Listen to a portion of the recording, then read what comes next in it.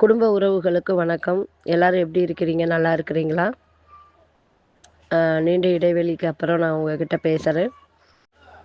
கொஞ்சம் உடல்நிலை சரியில்லை, தொடர் இருமல், அதனால் பேச முடியலை. அதனால தான் நான் வீடியோ போடுறதுக்கு தாமதமாயிடுச்சு. இதுவரைக்கும் நம்ம ஆதாரம் இல்லாமல் எந்த அப்டேட்ஸும் கொடுக்கல. சில அப்டேட்ஸுங்க நம்மளோட அப்ளைனரோ அல்லது அத்தாரிட்டி மெம்பர்ஸோ நம்மளுக்கு கொடுக்குற அப்டேட்ஸ் நம்ம உங்களோட ஷேர் பண்ணியிருக்கிறோம். இனிமேல் எம்டி ஃபாரமில் என்ன வருதோ அது மட்டும்தான் அப்டேட்டு. மற்றபடி எல்லாருமே வேற யார்கிட்டையாவது இருந்து கேட்டு அந்த மாதிரி நம்மளுடைய சொந்த கருத்துக்கள் அந்த மாதிரி தான் சொல்லிக்கிட்டு இருக்கிறோம். அதனால் மக்கள் யாரும் குழப்பம் அடைய வேண்டாம். நம்ம எம்டி ஃபாரமில் கண்டிப்பாக நம்ம நிறுவனத்தோட அப்டேட்ஸ் போடுவாங்க. இப்போதைக்கு அவங்க போட முடியாத சூழலில் இருக்கிறாங்க.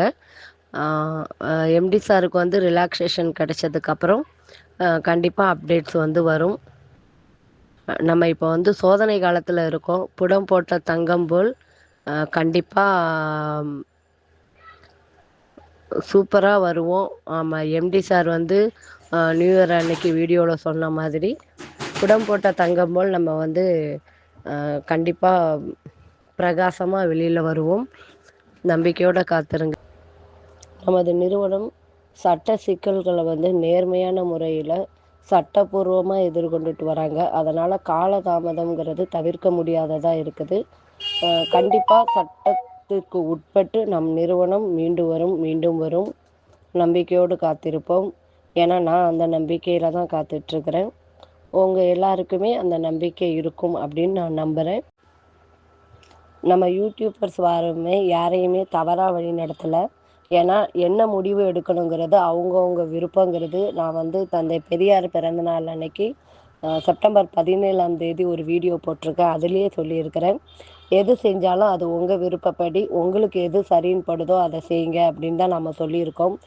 யாரையும் இதை செய்யாதீங்க அதை செய்யாதீங்க அப்படின்னு நாம் தடுக்க போகிறதே கிடையாது. எல்லோருமே நம்பிக்கை இருக்கிறவங்க காத்திருப்பாங்க, நம்பிக்கை இல்லாதவங்க என்ன செய்யணுமோ அந்த மாதிரி நடவடிக்கை எடுத்துக்குவாங்க. அவ்வளோதானே தவிர நாம் யாரையுமே இதை செய்யாதீங்க இதை செய்யுங்க அப்படின்னு நம்ம சொல்கிறதில்ல. நமக்கு என்ன தெரியுதோ அதை நம்ம மக்களோட ஷேர் பண்ணிக்கிறோம், அவ்வளோதான். யூடியூப்பில் நம்ம நிறுவன பெயரை பயன்படுத்தக்கூடாதுன்னு எல்லோரும் சொன்னதுனால நான் என்னோடய யூடியூப் சேனலோட நேமை எஸ்கேஎம் மும்பை தமிழச்சி அப்படின்னு மாற்றியிருக்கிறேன். எல்லோரும் தொடர்ந்து ஒத்துழைப்பு கொடுங்க. நிறுவனத்தோட முக்கியமான அப்டேட்ஸ் ஏதாவது வரும்போது நான் கண்டிப்பாக வீடியோ போடுறோம். நம் நிறுவனம் மக்கள் நிறுவனம், மக்களுக்கான நிறுவனம். நல்லவர் லட்சியம் வெல்வது நிச்சயம். வாழ்க வளமுடன்.